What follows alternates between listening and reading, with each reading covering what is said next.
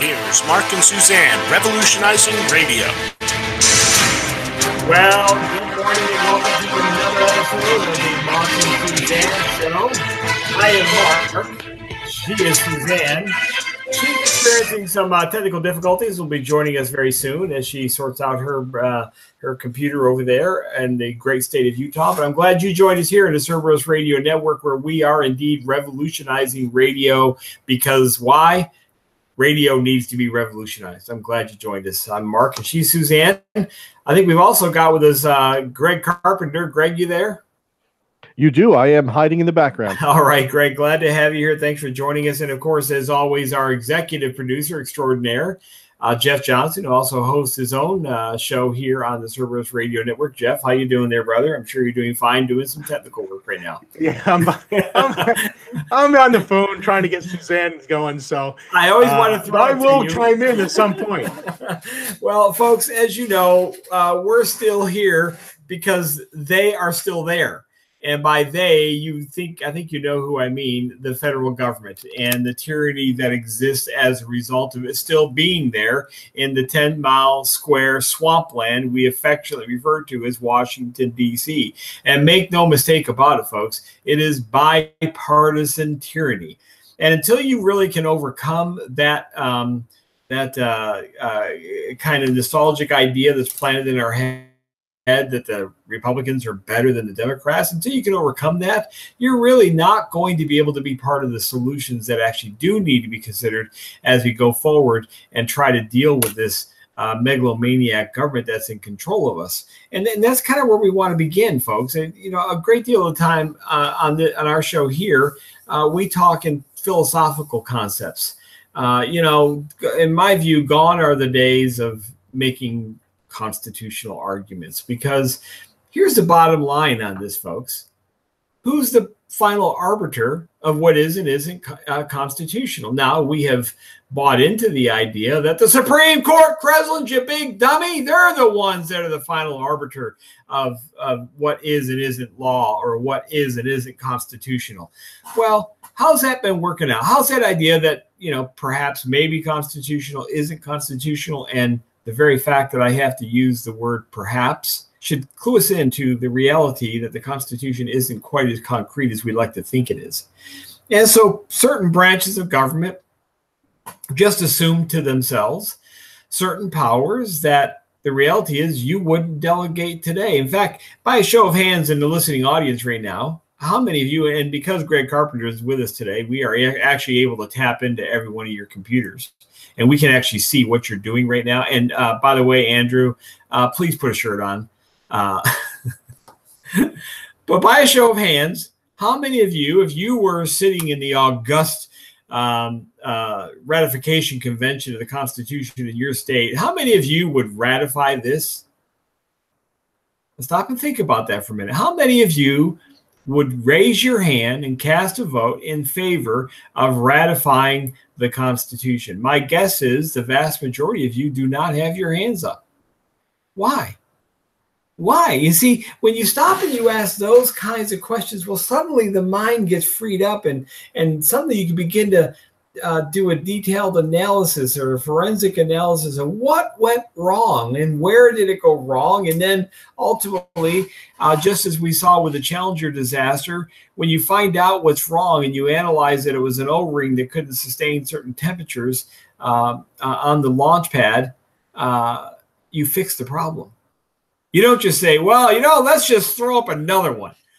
Remember, I don't, Greg, maybe you can remember. I can't remember exactly, but it seemed like they suspended the space shuttle program for a couple of years while they investigated that O-ring, right? Right, they did. They actually set everything aside, changed all of the schedules, and put most of everything in the more recent future. They put it all on hold because they didn't want to have another disaster. The sad thing is that they always plan for a disaster, though, something that didn't happen back in the Constitutional Convention. They didn't plan for the disaster. Great point.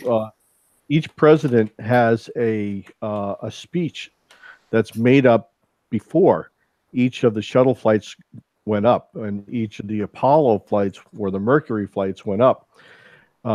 In the inevitability, in some cases, that people died, they had a speech already on hand, written by their speechwriters, ready to take responsibility and to try to rally people again, and to gain people's assurance that they would in fact investigate and solve the problem that caused this, and that we should continue on. We don't have that type of a fail-safe clause in the Constitution. We pretty much have just gone awry, and nothing's stopped us. Well, that's great analysis, and that's exactly the kind of analysis we need to be doing, folks. They did pause the program for quite a while as they investigated what went wrong. They didn't turn right around and say, "Well, let's just throw another one up there and let's see if we can't get back to space shuttle missions." No, they stopped and they analyzed what went wrong and how do we fix it so we can go forward safely. Well, for some reason, we can't seem to do that with this form of government. We don't ever want to criticize its founding, how it came to being. It's almost like, Kreslin, you're a heretic if you dare question this thing. Well, that's a bunch of baloney. If you ain't got the guts to stop and analyze how the heck we got to a point where it is now constitutional, therefore legal, to murder a baby in the womb, tear it apart limb from limb. If you don't have the guts to stop and figure and analyze how we got there without some nonsense ideas, well, if the Supreme Court would just obey the Constitution, well, maybe they are. As we've talked about on this show many times before, there's a lot that most people don't know about the Constitution that may actually permit them to do a lot of what they do. And so if we can't be mature enough to step back for a moment, de-emotionalize this thing, and actually apply the scientific method to it, and then draw some conclusions from the data that's been collected, just like they did at the launching pad of the Challenger. They didn't just say, well, it tore apart in air in flight, and all the astronauts are dead. But it can't be the design. It must have been the pilots. It must have been the spectators. The spectators did something when they were watching it go up. That's the nonsense I hear when it comes to examining the mess we got into, Greg. It's like, it's not Kreslins, it can't be the Constitution. It's got to be the people. It's got to be them. Well, I'm just not going to buy that nonsense anymore. I'm going to speak truth. The gospel, Jesus said in the Gospel of John, you shall know the truth, and the truth shall set you free. And if you're afraid of truth, then you're not ready for this fight. You're just not. Continue to play the left-right game. Continue to root on Judge Kavanaugh as he violates your right to your protected right to unreasonable searches. Continue to support the guy that has made it clear he is going to side with the government in most cases. So but that you only do that because you view the battle left versus right. That's the only reason you fight that way, because Judge Kavanaugh is a disaster. He's going to be in it, right? Greg, that's exactly right. He's gonna continue down the road of perpetuating the problems that we see as problems. So I don't know that most politicians or judges see the Constitution as a problem. I believe they see it in the way that Alexander Hamilton saw it, that it was an enabling device.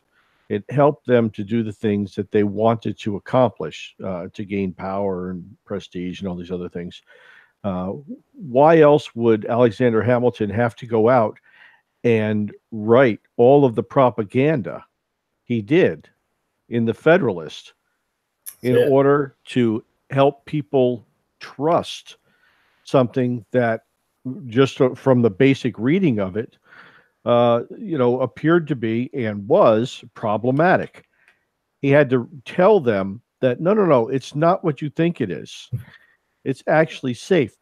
But in my belief, in my studying of the Constitutional Convention and everything that Hamilton and all the others did, John Jay and Madison had wrote into the Federalist, was that it actually helped them. It gave them ideas on ways that they could circumvent the system and help use the Constitution as an enabler more so than if they hadn't written those papers in the first place. I think it actually helped them to understand the flaws in the Constitution as it was written so that they could use those just in the same way that criminals use our, quote, laws, rules, criminal justice system against us today. Hamilton and the boys used those things. John Marshall used it. All of the Federalists used it to consolidate the power at the national level. This is exactly right. It's funny, Greg, when you were just describing what you were describing, a thought crossed my mind.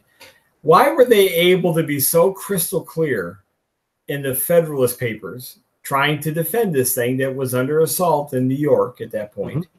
Why were they able to be so clear there, but in the actual document themselves, it's not so clear now, is it?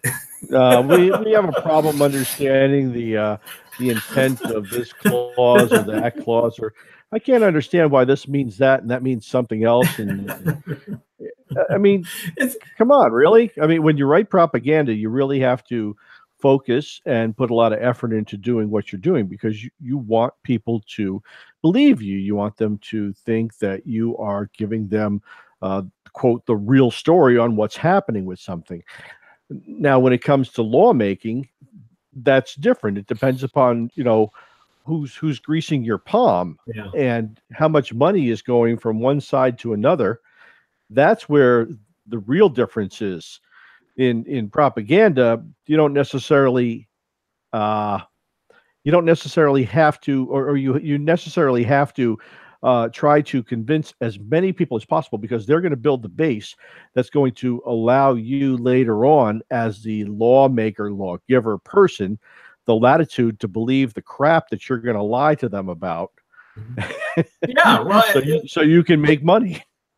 Yeah, and I have no problem with propaganda in a free market. If Chrysler wants to say our vehicles can hover off the ground at 3 inches and move faster than every other vehicle, and you're dumb enough to believe it and then go buy one, well, that's fine because you did it by choice. When the government, however, decides it wants to lie to you, it wants to do something to you, it actually can force you to do it. There's a huge difference there. So corruption at a free market level, I mean, I care about it because I think corruption is generally evil and you shouldn't be a corrupt company. But the bottom line is it can't force me to do it. Maytag cannot force me to buy a dryer.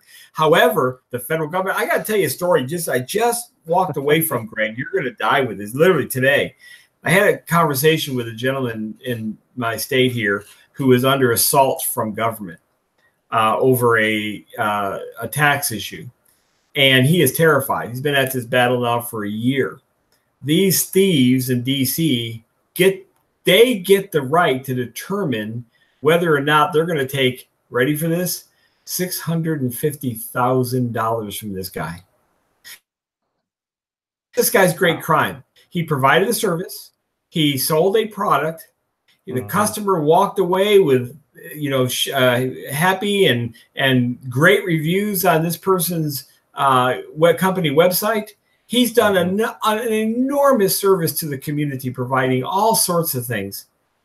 And because he made a totally innocent mistake and followed the patterns of major retailers in this country, like Home Depot and Lowe's, without having the attorneys present to verify every decision he made, he's getting caught up in this now. And this guy has lived a horror for a year. He told me today he just got their preliminary findings after a year of investigation, of auditing.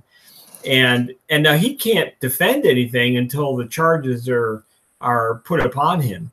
And there he is, charged with a tax bill of $650,000. I'm supposed to love government when I see a guy like this agonizing, suffering, and the 6,000 customers he's helped over the span of his business life.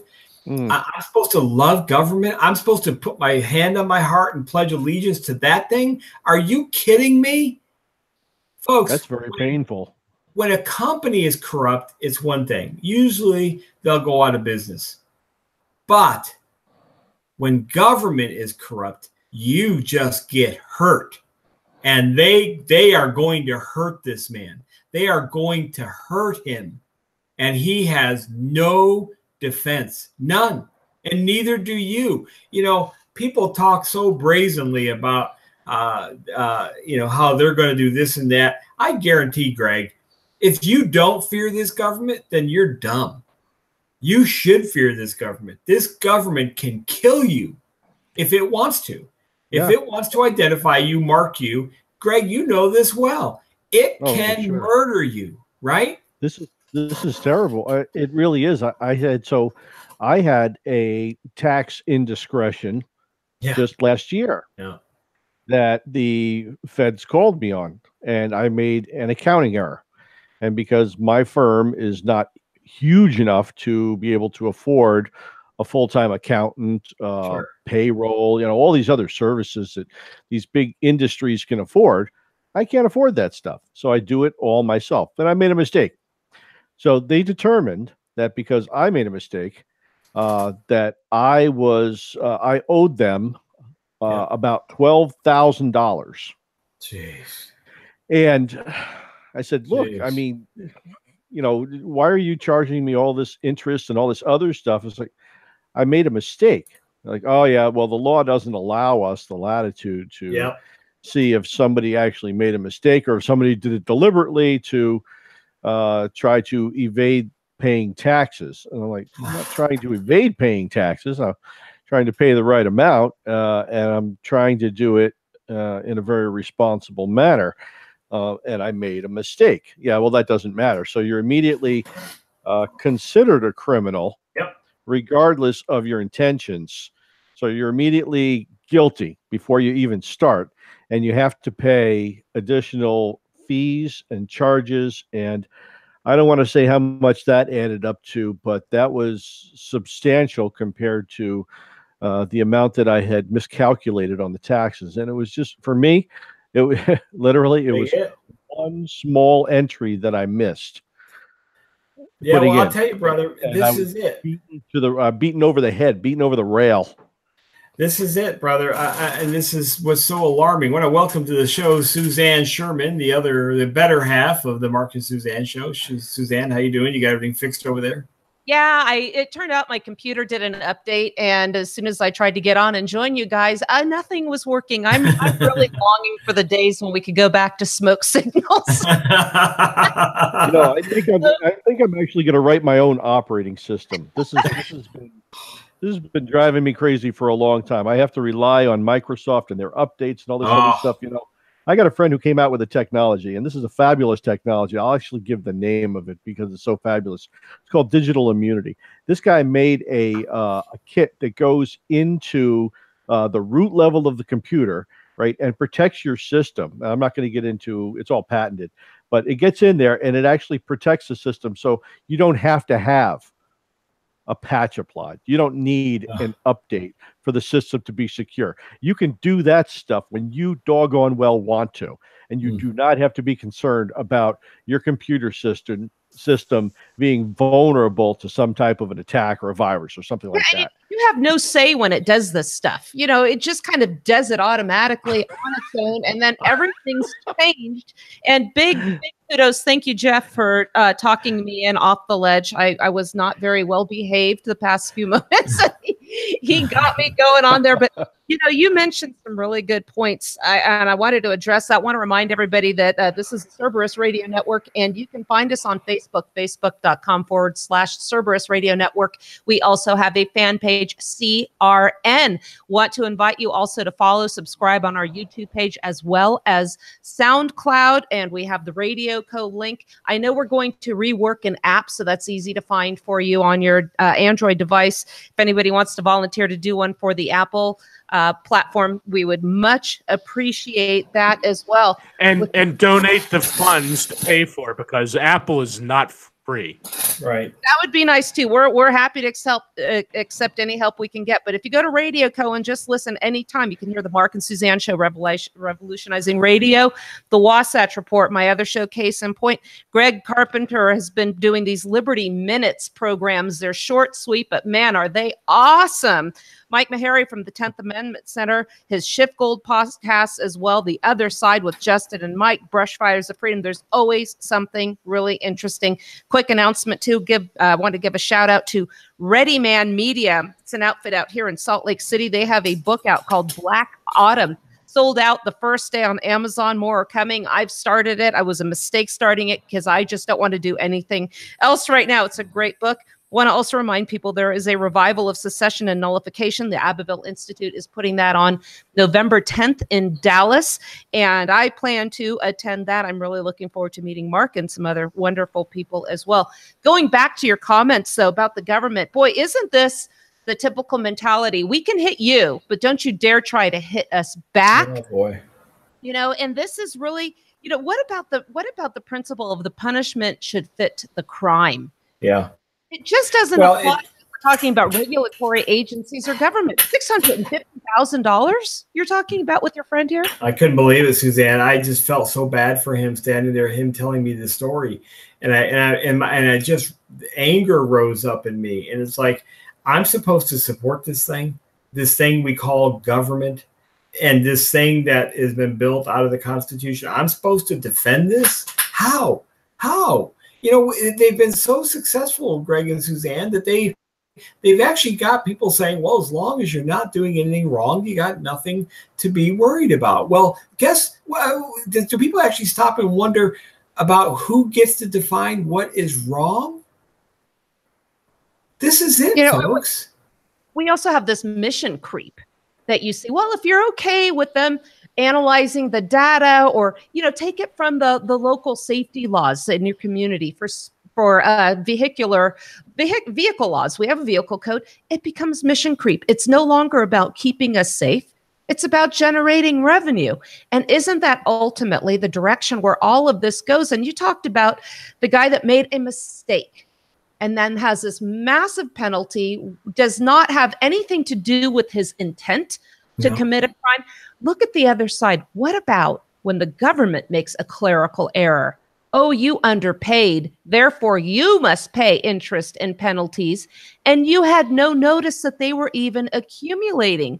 So they can either make a clerical error, or they can forget to notify you. They get to it when it's convenient.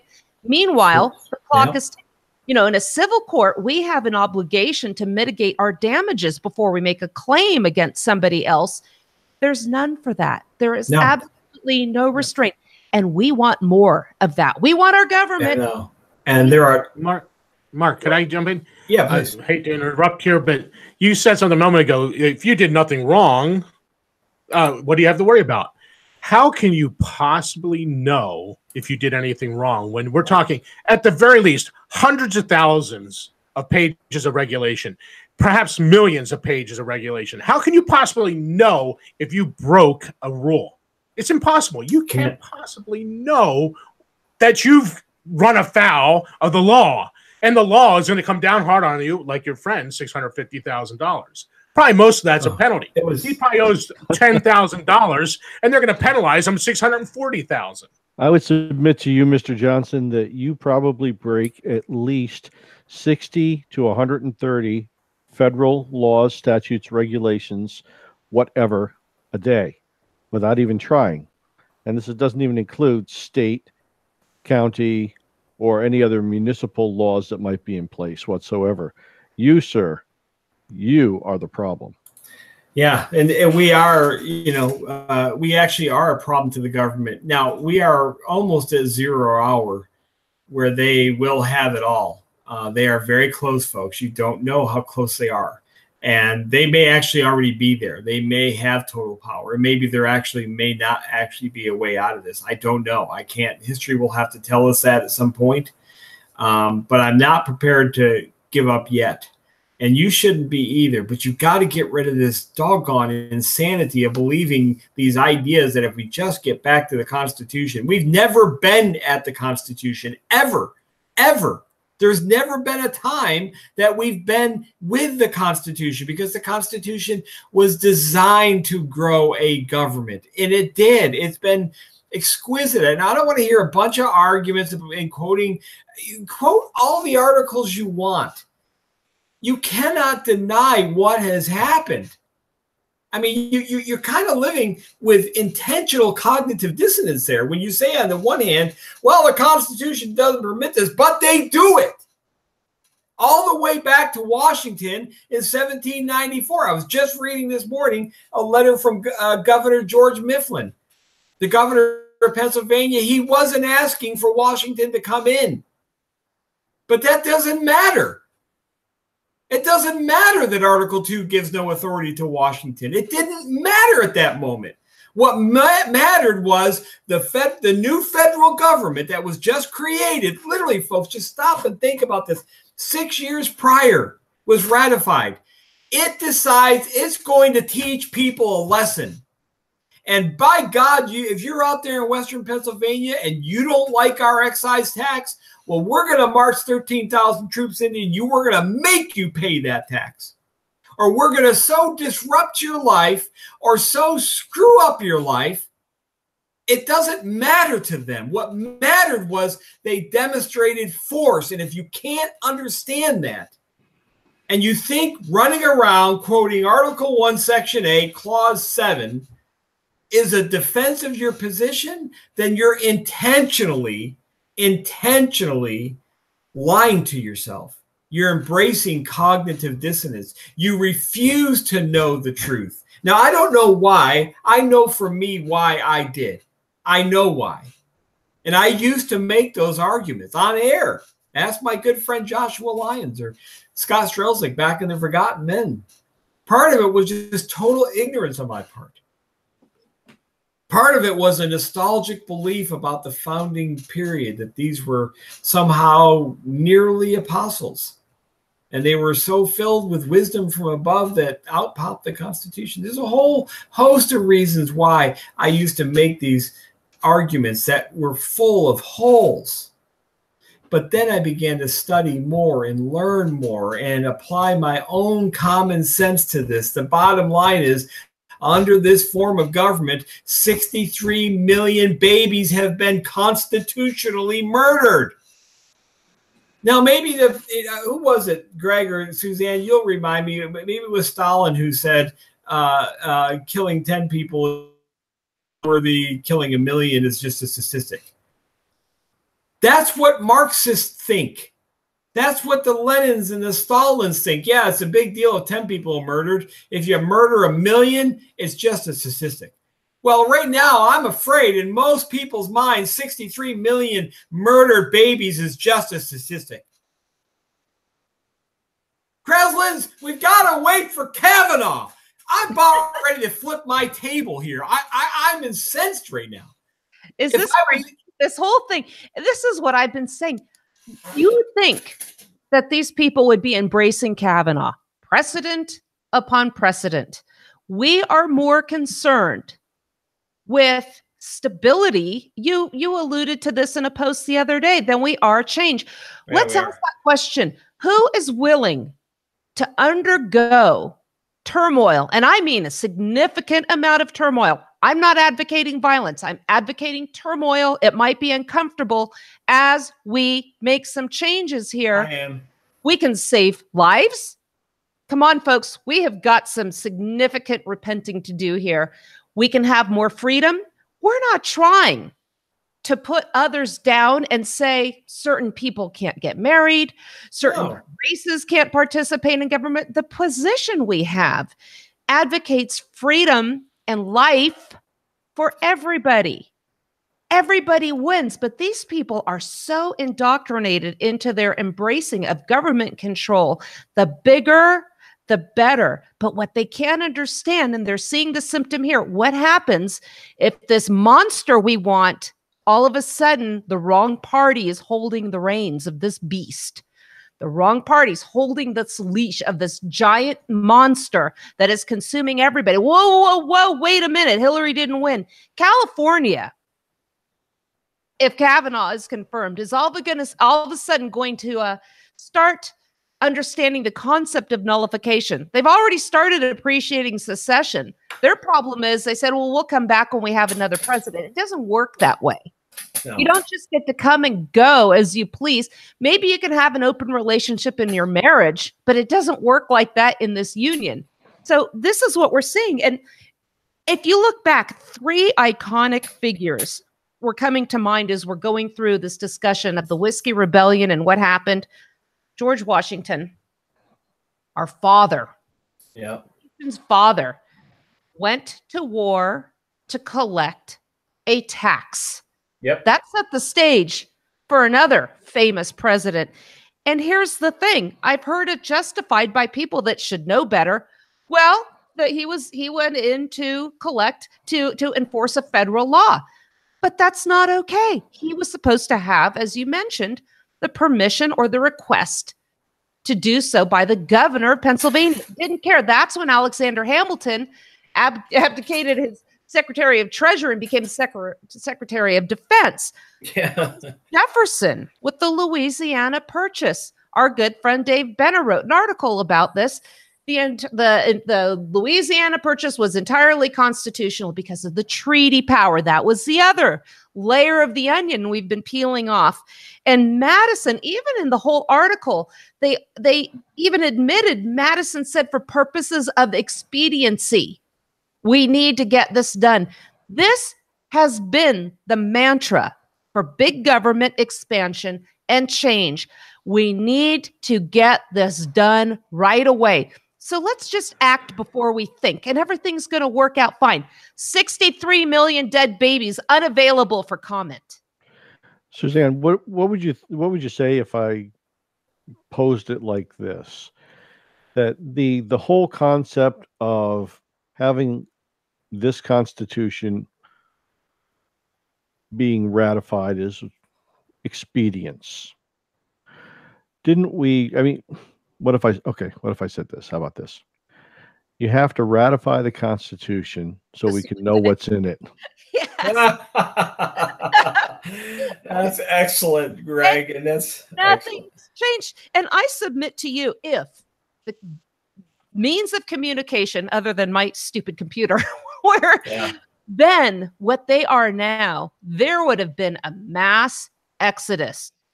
Lansing Yates would have said, see, Patrick Henry, see, we told you.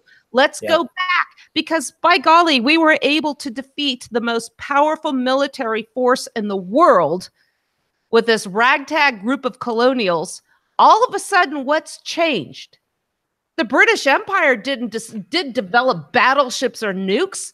We had people that wanted a stronger central government, and they played the game beautifully. And here's where we are. And even though, the Louisiana Purchase, they can argue, might have been constitutional as far as the letter of the Constitution, but in the spirit of the Constitution, I submit to you, no. And if two great minds, just because Madison won out doesn't mean he's right. That's like saying Lincoln was right. I think I still agree. And Jefferson went to his grave believing that a constitutional amendment was the proper means by which they should do this. But what did we need? We need to do it right away. We're going to lose our golden opportunity. We heard that with the Affordable Care Act. Yeah. And you're going to hear it with everything else until the day you die. It's not going to stop, because if you regard what happens in American politics, you'll notice that there are always and only two sides to every story. This is what we call binary opposition theory. And it's very simple and it's very effective. And let me just put it like this: Republican, Democrat, and everybody else is on the side. You're not a player. You're not allowed to be a player. You're not important enough to be a player because you have not chosen Republican or Democrat. We have to pass it now. Expedience. We can't wait to analyze. It's not going to change. Binary opposition purports that one side is in opposition to another, number one. And number two, the side that the government chooses is always the right side. and that whatever the people choose in opposition to the government will be wrong. Can you say you've ever seen that anywhere happening and playing out in U.S. politics over the last, I don't know, 230 years? I think we see it every day. And it comes down I'm totally basic theory. You know, Greg, Mark, I think you hit it. Go ahead. you had a really good question the other day, and I want to bring that up. And by this binary opposition, you know, it comes to if you have the audacity to question Ford's testimony, the only thing that means is, well, clearly then you support the assault and victimization of women. And this is what I've been saying. They have learned after the Judge Roy Moore issue in Alabama that if we can weaponize victimization, real or feigned, and Moore, the supposed victim, admitted that she forged some signatures. Ford was just such a blatantly obvious farce. But if you question it, somehow you're less of a person because you think these women should be victimized and there should be no consequences. And that's not what we're saying at all, but that is how they win. Look at how the Republicans just cowered. Did you hear, Mark, I don't know if you heard this, but Grassley, when Ford was sitting there, we are here to accommodate you. You are not here to accommodate us. If there's anything you need, you let us know. If she'd asked for a pizza, they would have brought it to her. No, we're crying out loud. This is just crazy. But you had a question. Do you think that chickens can live peacefully among wolves? Look at what just happened with this woman standing in front of an abortuarium. Yeah. Roundhouse kick to the shoulder. Yeah, I saw that. This guy was probably trying to aim for her head. He connected, and then he knew what he was doing. He said, I kicked your phone. So he was trying to put evidence out that he did not make bodily contact with her. And he lost his job. And where are these women in their little pink hats right now screaming in outrage over what happened to this woman? And honestly, I would never expect them to, because they are consistent with their principles. Yes. They lie, cheat, steal, hurt, maim, destroy. Those are their governing principles. So when people say, where were they when Bill Clinton was raping women and having sex? Where I would think poorly of the Marxist, socialist, progressive, left, liberal party if they actually did try to be moral. They're not. And this goes back to, Greg, you know this well because you were in the military. You can't defeat your enemy if you don't even know who it is. These people will lie. Why do we try to hold Marxist progressive leftists to some standard of hypocrisy or moral reasoning? When people jump on my website all the time, on my Facebook page all the time, and say, well, you know, where were they when you know, Bill Clinton? Why do you ask those questions? It's like, what do you expect them to do? This is how they win. You're absolutely right. And because we fall into the same trap, the same concept of using binary opposition on them. Yeah. We do the same thing. You know, the presence absence dichotomy, right? Yeah. If you don't understand good, then you'll never understand evil. Right. So you can't see it from our perspective. No, we have to look at it from their perspective. There's a technique in the intelligence community called mirroring, conceptual mirroring. And that's where you come in and you look at the enemy's perspective from your point of view, like you're looking at them, instead of putting yourself into their shoes and looking at it from their perspective. You get a completely backwards, useless, and probably dangerous concept of what you think they're going to do because you're looking at it from outside. You're not looking at it from their perspective. So if I see the Marxist, Leninist, whomever, then I want to take the discussion that I'm going to try to have. I'll try to keep it at a discussion level. Yeah. And but knowing that that's not how they do things. No, right? No. History is full of these examples, Greg. You gotta fit into where they're at, where they can understand and accept the fact of what you're going to say because of their concept of binary opposition, on what they believe you are and who they believe you are, that doesn't even come into play in our minds when we're having that discussion with them, and we lose every time. And you're right. We lose every time with that. We are trying to reason with the unreasonable. We apply a Judeo-Christian moral ethos to our frame, our way of life. Let's put it that way. They don't embrace any of that. Right. Why would I would never expect them? Now, they may manipulate the language if it benefits them to advance a particular goal, but down deep, they don't. They are of the dark world, folks. You need to Chuck Schumer, Dianne Feinstein, all those women down there that are protesting right now, they have embraced the dark side. They are not reasonable people. Here you go, Mark. Here's a perfect one for you. I saw Dianne Feinstein sexually harass Harvey Milk after he was shot. We got pictures of it. Yeah. Her holding him on the floor. Well, that's their concept of how they process stuff. Yes, it is. It is. And the sooner we can come to grips, that I pray that on my Facebook page, all those little clever quips about, and folks, if you've done it, if you posted on my Facebook page, please don't mishear me. We're all grappling with this, what to do, but don't think that these are reasonable people. Your enemy will murder you. They will kill you.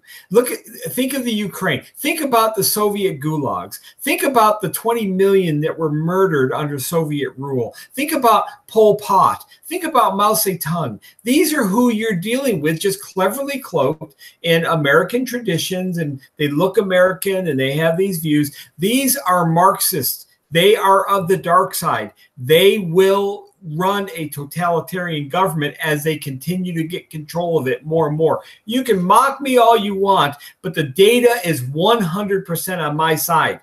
100%. You cannot refute my data points. The bottom line is they've legally allowed the slaughter of $63 million.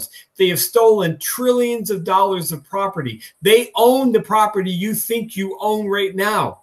They invade your privacy every single day. They know every transaction. What does a totalitarian government do?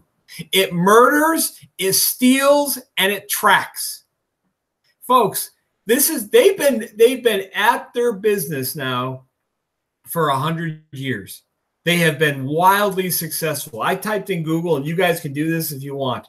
Type in top 10 conservative victories and see how many you see.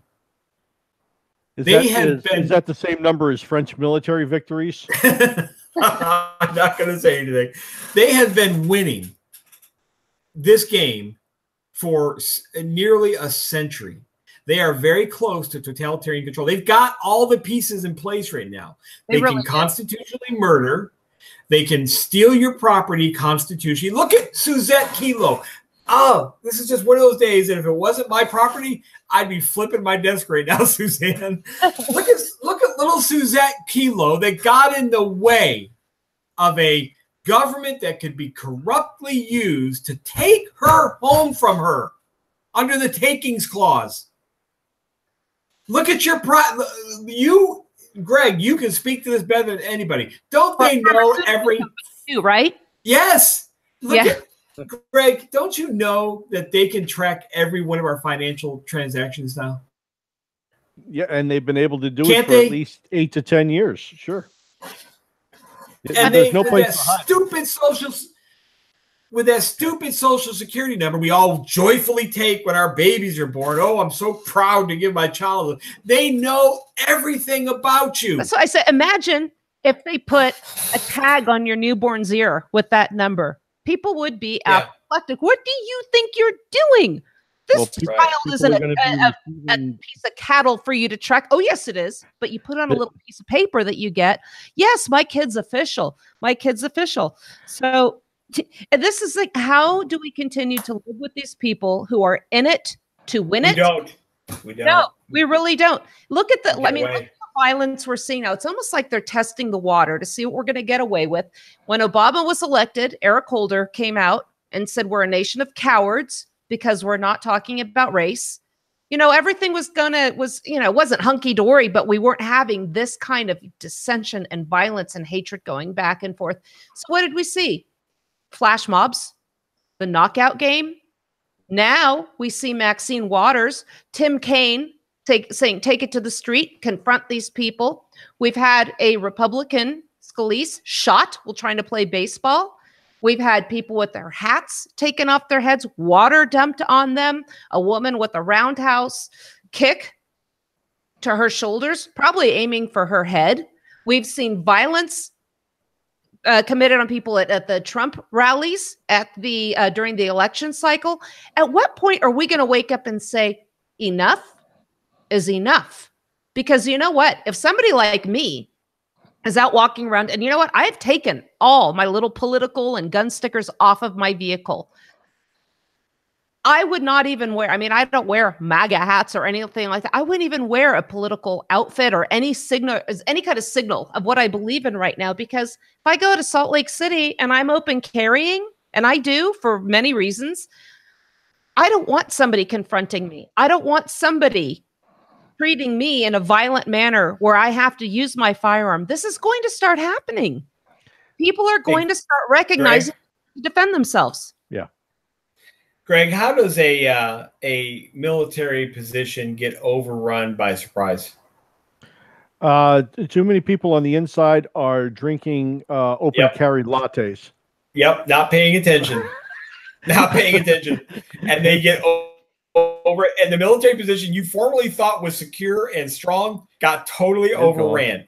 Mm-hmm. That's who we are when we say, well, where were you when Clinton was doing all the things he was doing? When we try to reason with the Marxists that are out there, that's where we're going to get overrun. And then we're going to say, well, how'd that happen? While we're all under the total control of a totalitarian government. We're going to say, well, how'd that, just like military installations get overrun by surprise. Well, how'd that happen? Like Greg said, because you were sitting around drinking coffee. You were making arguments. Well, they'll never do that. Well, they're not the kind of people. It's your open carry latte. That's the problem, see. What about if you have a concealed carry latte, it's okay. We knew the IRS was weaponized against conservative groups seeking nonprofit status. No. The IRS police, too. They can come out and take you and lock you up and drag you away. No repercussions. And we allowed that. We just moved on to the next crisis. Exactly. What has us so upset this week? What was the crisis before this one? I don't even remember. Suzanne, here's what how was conservatives... Michael's name from, what was the guy from Missouri? What was his last name? Michael what? Yeah, right. Here's the to your point, Suzanne, conservatives consider victory when the Marxist, progressive, socialists don't get everything they want. Yeah. Well, we beat them. They only got 35% or 80% of what they wanted. We showed them. Does that mean the gays, they don't have to, he doesn't have to make in the cake in Colorado. First Amendment victory. First of all, you're abandoning all notions of federalism. You're also too lazy to read the opinion yourself. You're sitting there listening to what the pundits who have the analytical capability, the depth of a bird bath, telling you this is a victory. They don't understand that Kennedy himself gave them the key and said, here's how you do it right next time. And we're going to have an Obergefell for the catering business across this nation. Pardon my French. Jeff, you guys are talking about this whole idea that they sneak attack, and they have committed a really good sneak attack for decades. They've been around. These Marxist socialists have been around for decades. This is nothing new. But what are we seeing this year? How many candidates are running openly as communists? Yep. They're out in the open. The stealth is over. They're going to do it in your face now. And what's happening? They're getting great reception from the youth. I'll tell you a story real quick to kind of frame this. I was back when Borders Books was still around. I was in there and I went and bought a copy of the Communist Manifesto because I'd lost one. I couldn't find it. And so I bought it. I went to the counter, and there was this lady, probably my age. She may have been in her, early 50s at that time. And, she looked around. She kind of looked to her left and her right to see if it was just she and I, because she assumed that because I was buying this book, I was kind of with her. And she goes, the fight's not over. We just didn't do it right the first time. And she was dead serious. And I was sitting there thinking, okay, here I live in these United States of America, and there is a woman back here who is fully emotionally connected to the idea of Marxism. Folks, she is just one of millions in this country. They are now in the youth movements like crazy. It's not, you can't reason with these people.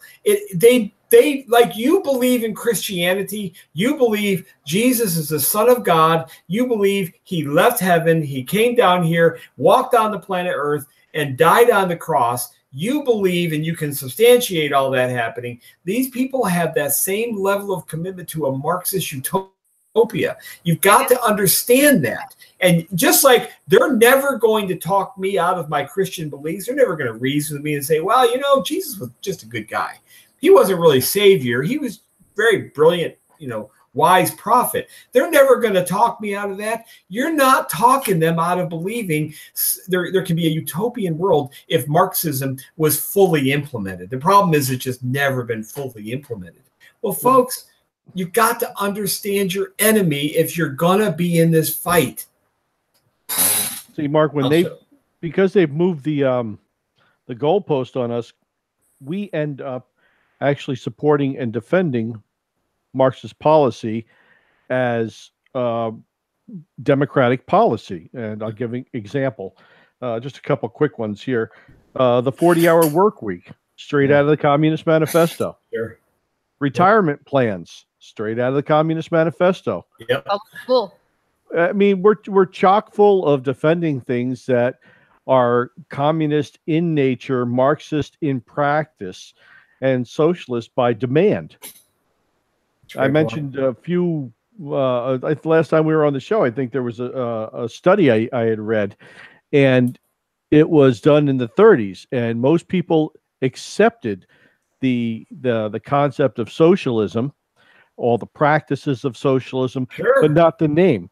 And the name of the study was The Contradiction Between the Feeling Tone of Political Party Names and Public Response to Their Platforms. And I have a copy of this. I'm going to put it up in our website here, so people can get a copy of it. This was done, like I said, it was done a number of years ago, but it's extremely extensive in looking into the problem that we had back in 1930. I think it was done in 1936. That people were already looking towards a socialist concept. They were looking towards utopia. Let's put it, let's put it straight up. Okay, life's hard. Life's not what we would call easy. And a lot of people are always looking for easy because people are by nature lazy. Yeah. They don't want to go out. They want somebody else to do something for them, which is why it's so easy to accept the socialist concept, is that everybody works only so hard and then everybody gets to reap the benefits of what you've done. I would remind people to go back to the stinking Pilgrims and how they almost died because they implemented socialism. Yeah, right. People stopped working. They stopped growing crops because they expected to live off of everybody else's crops. And when no crops were grown, lots of people died. Well, this is also going back to what they teach in the schools with the myth of the Pilgrims. Remember, they never talked about how they were failing because socialism was up in the Puritan colonies. Oh, yeah. Once they let people grow their own food, guess what? Everybody put in their fair share of the work because they didn't expect to have it handed to them. Why do you want to do the work if you have to just give most of it up? It's not easy growing food, and I'm sure it wasn't out in those circumstances, but they're never taught that in the education system, and this is where they win. Yeah. Until conservatives give up their own little favorite bastion of socialism, and that's the public school system, they win. And conservatives love their school. Oh, we want our education department. We want money for the schools. Folks, you are embracing socialism. I talk about self-reliance a lot. I homeschooled my kids. Mark, you did as well. That is the key to getting out from under this. I don't even know if it isn't too late, because now what they're going to do is, we're seeing this, they're clamping down on homeschoolers. In many states, you can't even homeschool unless you do it under the auspices and guidance, I'm putting that in quotes because compulsion of the state. And here's the thing: when I moved to Utah, the homeschooling laws are great there. You can do whatever you want. You know what the law said? You can homeschool as long as you school the same number of hours and the same topic, the same subject matter as the school in your district. What's the flipping point? Well, then they said, okay, Herbert, our genius governor, who's barely a step up from Moonbeam, said, well, if you homeschool, you really don't need the same amount of hours. Well, gee, thank you. Yeah. But you have to teach the same subjects. I'm not going to teach my children about global warming. I am not going to indoctrinate my children into socialism. You have to be cognizant of the fact that this is the means by which, as intended in Prussia, going back to Prussia, the public school system is designed to make good workers. Why do you think Microsoft was so part and parcel of Common Core? They want good little cubicle sitters, place warmers for their cubicles who are going to agree. What about when these people decide, you know what, pull the plug, let's all of a sudden make the financial assets of these do-gooders that want freedom and liberty and limited government, poof, it's gone. It's gone. How many of us keep our statements that wouldn't matter anyway? They can take away everything we have. They can. And folks, again, as we talk about all the time on the Cerberus Radio Network, you're not going to hear this kind of opinion anywhere. And it's not even really an opinion, it's facts. Socialism, Marxism is a counterfeit religion. It is a type of a religion. The difference between Christianity right now and socialism, socialist Marxism, they're willing to fight for theirs. We don't seem to be ready to fight yet. The solution to this problem really rests in Christianity and well-meaning people like my good friend and our good friend Andrew Avery and folks like that. That is where the answer lies. The tool they're going to need to use is secession. They are going to need, this union needs to break up. There needs to be a union of states. There needs to be republics that define their style of government, their form of government, by a Judeo-Christian ethos. That can be done. How committed are you to what you say you believe?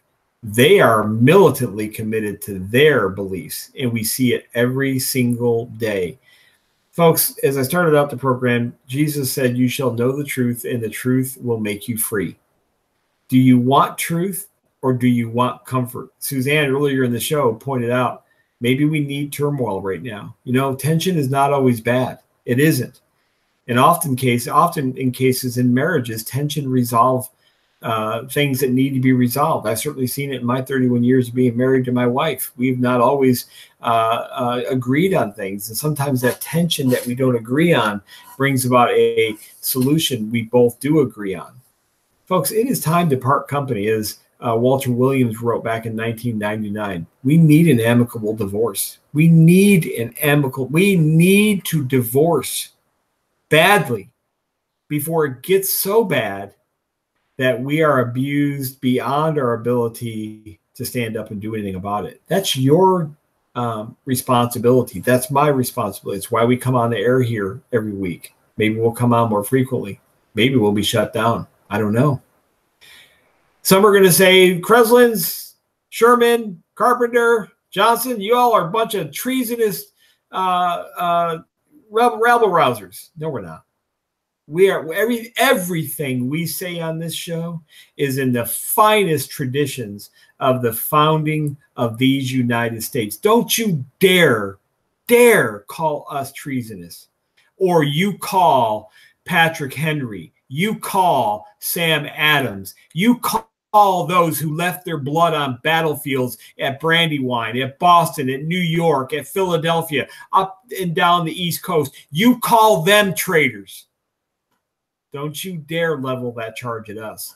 And then you go to Lexington and beg forgiveness when you stand over the bodies of the first 8 who fell for this revolutionary legacy that we have surrendered. Mark, thanks for picking up the show at the beginning. Junk Pod, thank you for joining us. Jeff Johnson, thank you for getting me on the air.